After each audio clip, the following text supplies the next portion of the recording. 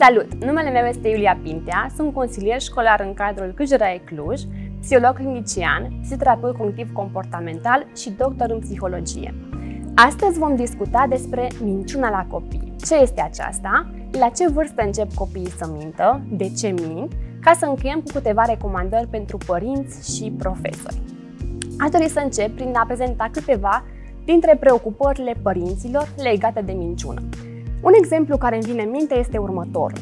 Fiul meu are 5 ani și începe să mintă. Oare este normal? Ar trebui să mă îngrijorez? Un alt exemplu este următorul. Fiica mea, Andia, are 14 ani și începe să iasă la întâlniri. Nu-mi spune nimic din ceea ce se întâmplă. Eu sunt mama ei, îmi doresc să o protejez. Oare nu am dreptul ca eu să știu tot ce face? Iar un ultim exemplu, fiul meu, atunci când mă minte, mă gândesc că eu sunt vinovată și eu fac ceva care îl determină să mintă. Pe parcursul acestui interviu vom încerca să regăsim răspunsurile la aceste preocupări. Haideți să vedem și să începem cu minciuna. Minciuna reprezintă un fenomen fascinant atât pentru cercetători și practicieni, cât și pentru oamenii obișnuiți, pentru că o regăsim foarte des în viața noastră de zi cu zi. Această temă este de un interes personal foarte mare, pentru că studiile mele doctorale s-au concretizat pe această temă. Mai exact, am cercetat minciuna la preșcolari, adolescenți, ca mai apoi să ajung la parenting by lying, strategii parentale prin minciună, acele afirmații neadevărate cu scopul de a controla comportamentul copiilor. Astfel că minciuna reprezintă acele afirmații neadevărate spuse cu intenția de a-l păcăli pe celălalt. Reprezintă o alegere deliberată, conștientă, prin care eu îmi doresc să-i creez în mintea interlocutorului un gând fals. Astfel că inclusiv omisiunile sau adevărurile spuse pe jumătate fac parte din minciuni. Haideți să mergem mai departe și să clasificăm minciuna în două blocuri mari, așa cum îmi place mie să le numesc, conform literaturii de specialitate. Minciuni antisociale și minciuni prosociale. Minciunile antisociale sunt acele minciuni spuse în interes propriu, cu scopul de a-l răni pe celălalt sau de a scăpa de o pedeapsă. De cealaltă parte, regăsim minciunile prosociale, care sunt folosite în beneficiul celorlalte persoane, nu au ca scop rănirea persoanei proprii. Astfel că sunt fascinante pentru că implică un paradox al comunicării. Protejează sentimentele și imaginea cuiva, iar pentru a spune minciuni, copiii trebuie să înțeleagă ce simte și ce gândește o persoană și să manipuleze starea emoțională a celelalte. De exemplu, dacă mama este preocupată de aspectul ei fizic, eu, ca să o fac să fie fericită, o să-i spun că arată drăguț. În continuare, aș dori să prezint două caracteristici importante ale minciunii, mai exact paradoxul acesteia și natura duală. Nu putem discuta despre minciună fără să remarcăm paradoxul din jurul acesteia. La nivelul simțului comun, o minciună este descurajată, o regăsim în viața noastră cotidiană, cu efecte negative din punct de vedere moral și social, însă este foarte comună și firească. Cu toate acestea, comportamentul simulant este extrem de comun și există situații în care minciuna este chiar încurajată la nivel explicit sau implicit atunci când este folosită în beneficiul celorlalte persoane. Gândiți-vă la câteva exemple din viața dumneavoastră. De câte ori în anumite situații cotidiene ați spus, păi oare să-i spun, să nu-i spun, dacă îl jignesc, dacă doare. Mai mult, politicienii își mint alegătorii ca să câștige voturi. Părinții mint copiii pentru a le controla comportamentul, iar copiii mint pentru a scăpa de consecințe negative. Sunt situații în care complimentăm mâncarea cuiva, deși nu ne-a plăcut ca și gust, sau spunem că ne-a plăcut foarte mult cadoul primit, deși ne-am fi dorit altceva. Astfel că minciuna este condamnată din punct de vedere moral, dar dezirabilă social, iar copiii este foarte important ca aceștia să învețe distinția între comportamentele și contextele potrivite și nepotrivite minciunii. În ceea ce privește natura duală acesteia, este un comportament care apare firesc, natural, în dezvoltarea copilului. Comportamentul simulant reușit este un indicator al maturității cognitive și aici discut despre control executiv, funcții executive, atenție, planificare, memorie.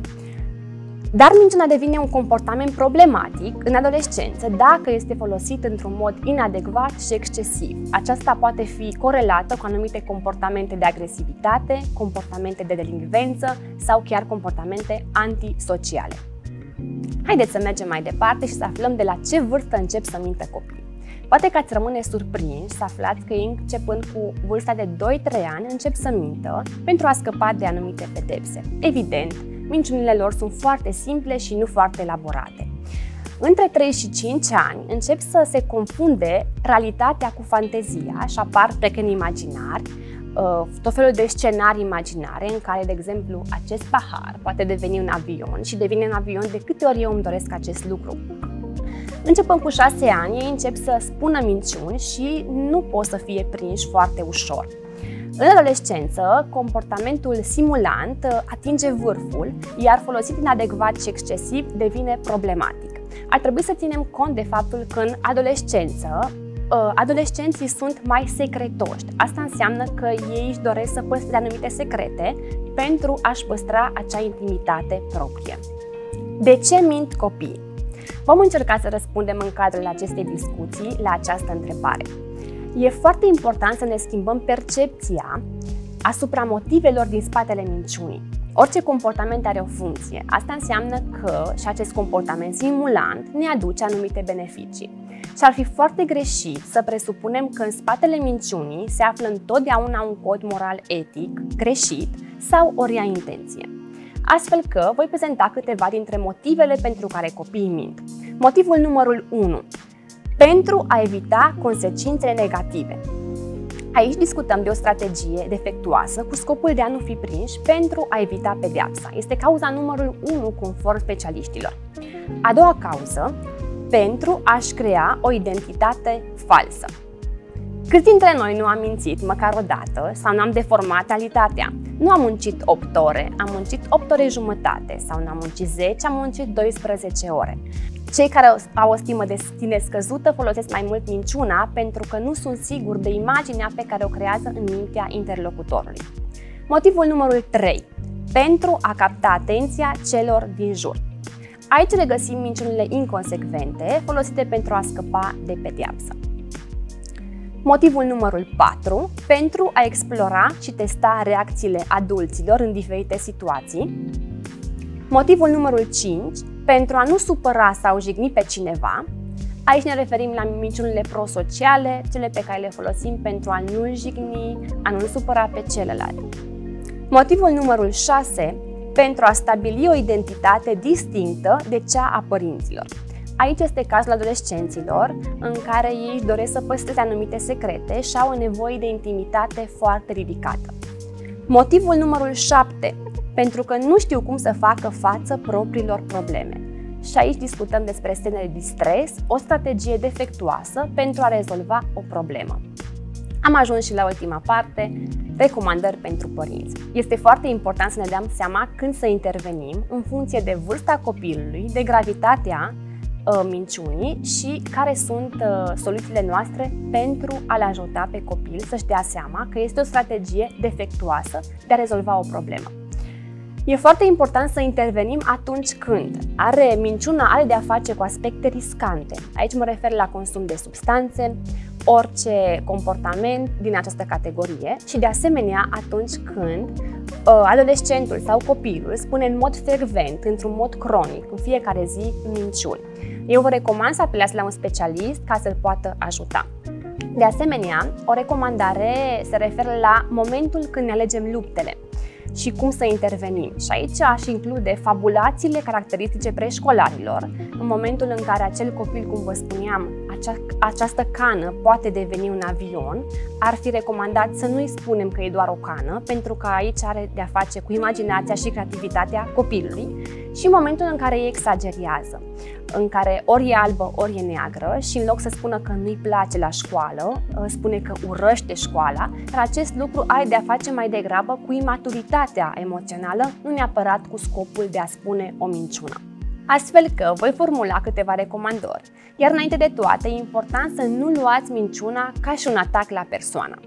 Recomandarea numărul 1. Nu reacționați pe moment atunci când sunteți furios.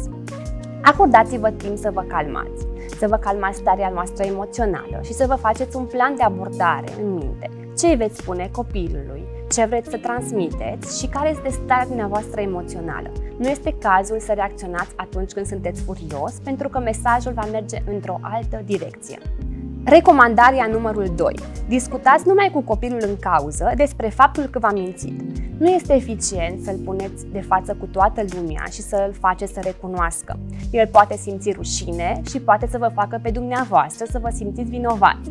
De asemenea, nu este cazul să facem un spectacol, pentru că doar vom întări astfel de comportamente. Recomandarea numărul 3. Discutați despre comportament, nu despre personalitatea copilului. Nu este bine să-l numim mincinos, neserios, să etichetăm global sau să facem anumite amintiri despre situații trecute, să-i spunem că din nou minți, iar ești mincinos, ai văzut că nu te-ai putut ține de promisiunea făcută? Eu vă recomand să aplicați doar anumite reguli pe comportamentul acestuia și să nu vă referiți la ceea ce face el în general ca și persoană. Recomandarea numărul 4. Folosiți o exprimare clară și succintă și un ton adecvat vârstei copilului. Încercați să-i spuneți: este foarte greu să recunoști că ai greșit, însă aceasta este o strategie potrivită pentru a-ți rezolva problema. Încercați să fiți deschis către el și să arătați că sunteți acolo ca și atitudine, ca să aflați exact motivul care stă în spatele minciunii. Țineți minte că minciuna are anumite motive și nu întotdeauna se află în spate o intenție rea. Încercați să aflați împreună cu copilul motivul și fiți deschis înspre a arăta acest lucru. Recomandarea numărul 5. Discutați motivul din spatele minciunii și identificați soluții. În momentul în care copilul este pregătit să discute cu dumneavoastră, fiți deschiși și încercați să găsiți strategii potrivite pentru acest comportament. Puteți să-i spuneți: uite Mihai, apreciez foarte mult că ai fost sincer cu mine și că mi-ai spus adevărul, însă mi-aș dori să aflăm de ce ai mințit, care este motivul pentru acest lucru. Mi-ar plăcea ca data viitoare să nu se mai repete. Ce spui? Hai să încercăm să discutăm. Recomandarea numărul 6. Explicați și oferiți exemple pozitive. Învățați-l pe copil de ce minciuna are picioare scurte și încurajați sinceritatea. Folosiți povești și spuneți-i efectele negative ale minciunii. Recomandarea numărul 7. Sancționați minciuna. În momentul în care aveți de-a face cu o prima batere, încercați să explicați ce înseamnă minciuna, ce efecte negative poate să aibă și folosiți un avertisment. De asemenea, vă recomand să formulați o regulă privind minciuna. Uite Mihai, în această casă, regula noastră este că nu mințim. Eu, ca și mamă și tatăl tău, nu mint, așa că mă aștept ca și tu să faci același lucru. De asemenea, explicați unui copil care a mințit care sunt consecințele și de ce nu este bine să facă acest lucru. Recomandarea numărul 8. Încurajați și recompensați sinceritatea. Mulțumesc că mi-ai spus că ai spart geamul. Apreciez foarte mult asta și îmi place că ai fost sincer.